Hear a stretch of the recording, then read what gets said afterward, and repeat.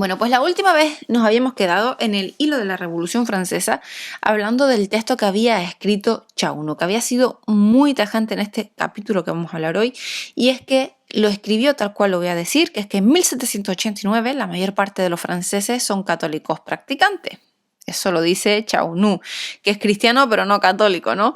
Cree en Dios entre el 97 y el 98% de la población y más del 80% están vinculados a su iglesia, que sería la católica. Respecto a la calidad intelectual y moral del clero y sobre su generosidad, se distribuye la mitad de sus rentas a los pobres y una parte a la asistencia hospitalaria y escolar. No hay verdaderas críticas, solo falsos panfletos. Es más, la reivindicación casi unánime de los Cahiers de Doléances es que los curas, a los que se estima, reciban más fondos, pues se conoce el uso que hacen de ello.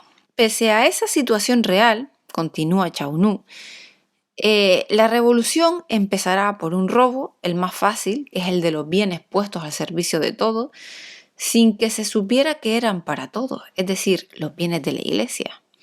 Antes de que la necesidad de extender la base de cobertura del papel moneda llevase a alargar indefinidamente la lista de proscritos, a declarar la guerra al mundo entero y a expoliar y desvalijar los territorios momentáneamente ocupados, supuestamente liderados.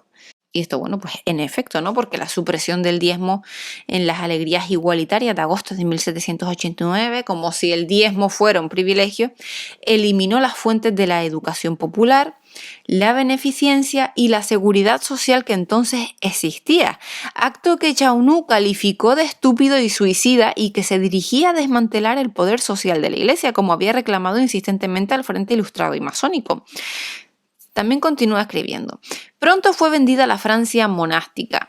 Esta supresión arbitraria de las órdenes religiosas que conculcaba el derecho de asociación y la libertad religiosa se describe patéticamente en ese libro de Chaunu, ¿no? De los más bellos monumentos del arte románico y gótico fueron destruidos. Se traslada, se desmonta, se cierra, se destroza, se expolia. El saqueo artístico es inmenso. Ninguna guerra moderna ha aniquilado tantas riquezas. Los funcionarios creados por el nuevo régimen se parecen a la generación de auténticos bárbaros de otro siglo. Son los que transforman las abadías románicas en canteras, desmenuzan las iglesias, embalan el pescado con los manuscritos y los incunables de la biblioteca. Buen tema para que un ministro de Cultura exalte ahora a la revolución. Pero vuelve, por ejemplo, a puntualizar inmediatamente algo bastante esencial y dice así que estos iconoclastas representan solo a un 2% de la población. La revolución no es el fenómeno de masa que se nos quiere presentar. Hay 50.000 revolucionarios parisinos, 80.000 beneficiarios de los bienes nacionales robados a la iglesia y 200.000 vagos, pero solo se gana si se convence a la minoría. Y es que la Iglesia Católica estaba tan inserta en el tejido social de Francia que la persecución contra ella, emprendida ya por la Asamblea Constituyente, continuó también por la legislativa y llevada al paroxismo por la Convención mediante el terror, fueron auténticas agresiones ya no solo a las libertades, sino al pueblo de Francia, directamente, como dice Chaunu, cuando el 12 de julio de 1790 se adoptó la Constitución Civil del Clero, solo 4 obispos juraron sobre un total de 136 y solo lo hizo un 44% del clero, del que conviene rebajar algunos puntos cuando muchos se retractaron. No jurar equivalía a la pérdida del empleo, de todo recurso, a la miseria, a la libertad y a la vida amenazada a ser proscritos de la comunidad. Tellerán, montón de mierda en una media de lana, como le llamaba Napoleón, se entrega a la tarea. O sea, es el único de los 4 obispos que aceptó proceder a las nuevas consagraciones. Esos pobres curas que juraron, algunos de los cuales pretendían reencontrar la simplicidad y el rigor de la primitiva iglesia, sabían a fines del invierno de 1791 lo que valía la palabra de los diputados constituyentes, que era un paso para la guillotina. Y bueno, pues así mismo fue, porque miles de ellos murieron en la peor persecución de la historia, entre las de Roma y las del siglo XX en México y España. Y bueno, pues la consideración, por llamarlo de alguna manera, esa consideración religiosa, lleva a Chou Nu a burlarse documentadamente de la Declaración de los Derechos del Hombre y del Ciudadano de 1789, y con mucha razón.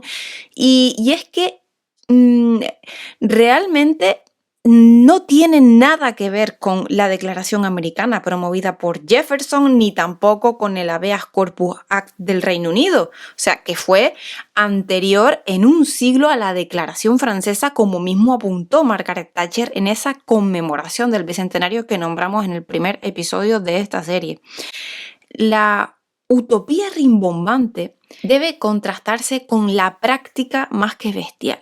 Y es que, por ejemplo, Imad resumió así: en realidad, a lo largo del periodo revolucionario, el derecho, incapaz de desempeñar su función mediadora entre la política y la moral, solo fue la expresión de la fuerza bruta al servicio de la minoría gobernante. El joven poeta André Chenier, que se había adherido a la utopía de 1789, antes de tomar partido contra el terror, vivió la triste experiencia, pues fue guillotinado a los 32 años. Y pues, Chou Nu extendió su crítica también a la economía revolucionaria. Esa economía que provocó ruina, hambre, miseria, un espantoso atraso de Francia. Esto es un argumento realmente contra el que nada pueden decir hoy los portavoces de la historiografía jacobina. El papel moneda lanzado por la Revolución en 1794 y 1795 para subvenir a los inmensos gastos de la guerra es, según Chou Nu, una locura criminal que estimula la dilapidación de los bienes y la destrucción del patrimonio artístico, que también provoca la desconfianza respecto a los procedimientos capitalistas modernos y finalmente pues es la causa de ese gran hambre con sus decenas de millares de muertos en 1795. El gobierno, totalmente privado de recursos, pues a causa de sus errores, no tiene más que una solución, que es el papel, la tinta, las planchas para fabricar billetes.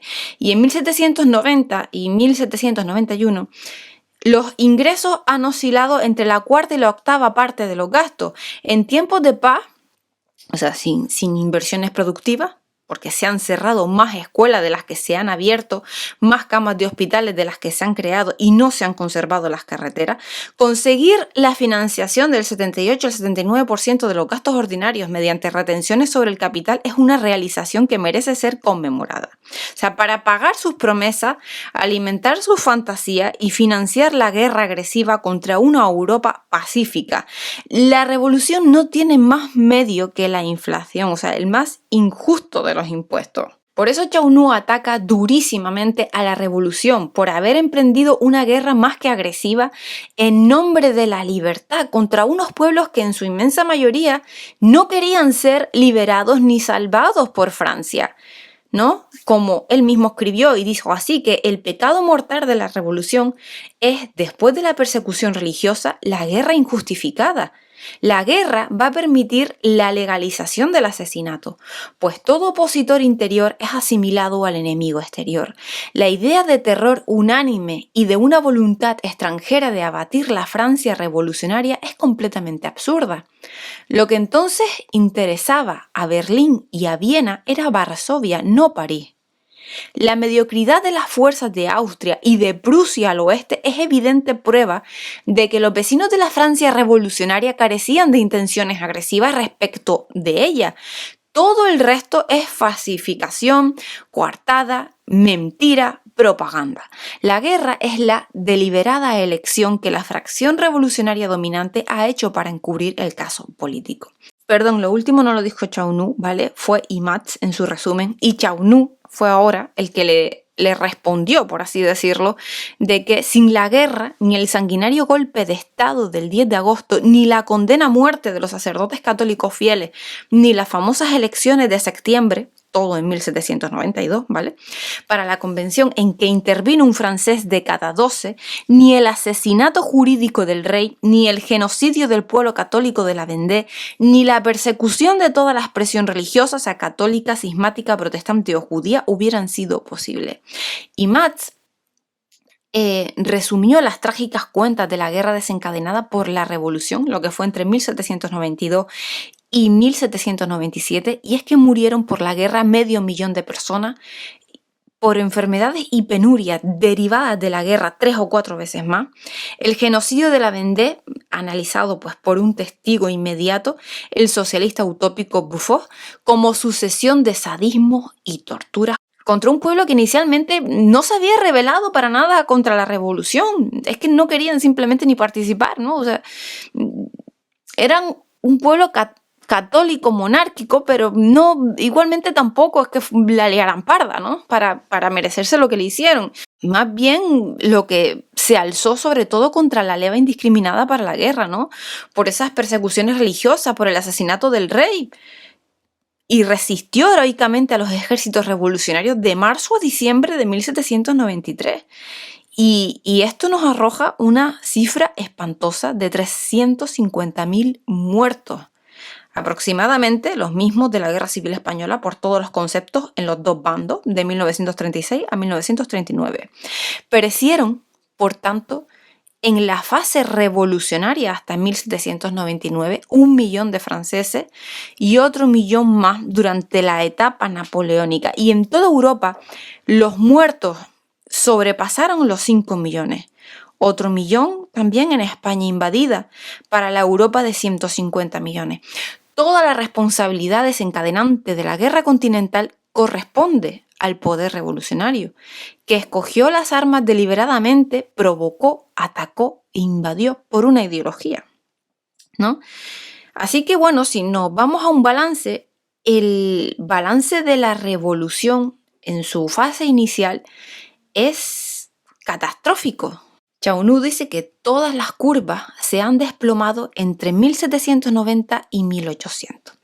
El consulado y el imperio han rellenado la brecha, nada más. Desde el verdadero despegue de los siglos XI y XIII, Francia e Inglaterra destacaron al mismo tiempo. Sí es perceptible una mejora global en el espacio inglés, apenas lo es por habitante durante el siglo XVII. Pero en el siglo XVIII, Inglaterra no consigue dejar atrás a su competidora. Son, pues, Francia e Inglaterra las que despegaron con tasas de crecimiento de la producción industrial superiores al 1%, pero la guerra quebró el crecimiento de Francia. Se desaceleró completamente en toda Europa, incluso en Inglaterra, donde ese retraso solo afectó, pues, lo que fue más bien al consumo. De la igualdad entre Francia e Inglaterra se pasa a un distanciamiento entre 10 y 6. Francia había alcanzado a Inglaterra en 1789 en renta por habitante, pero en 1799, 10 años más tarde, la relación es de 65 a 100. 10 años de papel moneda y de grandes matanzas degradaron definitivamente a Francia. La distancia nunca y a partir de ahí se iba a salvar. Y en cuanto a España, bueno, pues podríamos añadir que la derrota naval ante Inglaterra en Trafalgar en 1805 y pues la agresión napoleónica de 1808 cortaron nuestra comunicación con América, se provocaron en virreinatos y capitanías la insurrección iniciada en 1810 contra Napoleón, invasor de España, mucho más que contra España. Aceleraron irreversiblemente la pérdida del imperio y arrojaron a España desde la situación de gran potencia que ostentábamos desde fines del siglo XV a la potencia secundaria y decaída en la que pasó todo el siglo XIX y que continúa tristemente y peor en la actualidad, por no llamarlo, de que ahora mismo somos un gran mojón gordo ahí, con una pedazo de guinda putrida. Pongamos una rosa putrida en la punta del mojón. Pues la Revolución Francesa, que además